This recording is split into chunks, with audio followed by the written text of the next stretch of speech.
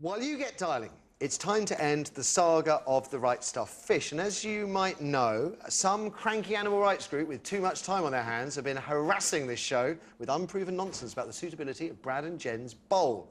It even made the papers. So, Joe, what is the score with this bowl? Well, I mean, I think one could argue, as these people have been, that it's a bit on the small side. Right. You've got two fairly big goldfish in there, so you should have roughly 5 litres of water per inch of fish. And I think that's a bit tight. So what we're doing is moving to this new look at that. That is a Colleen bowl. McLaughlin size bowl, that one. So, I mean, you have to be quite careful in changing fish over. Yes, you have to let the water in the new tank rest for at least 24 hours so the chlorine can evaporate off. I mean, you have to get them used to the new water quite gradually. So we've taken Brad in a bag, plastic bag like this, with water from his old tank. Yeah.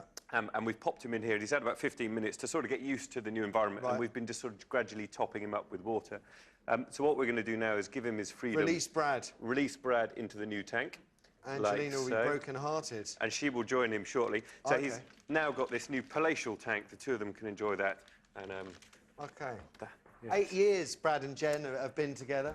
8 happy years swimming about in their old home, but now they've got to move. And, you know, moving house is regarded as the most stressful thing a human can go through after death and divorce. But if that's what these animal rights lot want, that's what they can have. So there you go, Peter.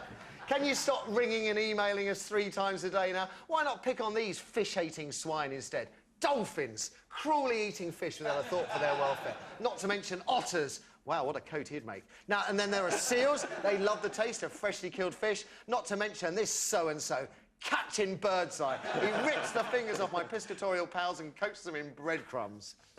Now then. You've got that off your chest. Thank you. I feel a lot better. Let's bring on Dawn and Duck the Duck.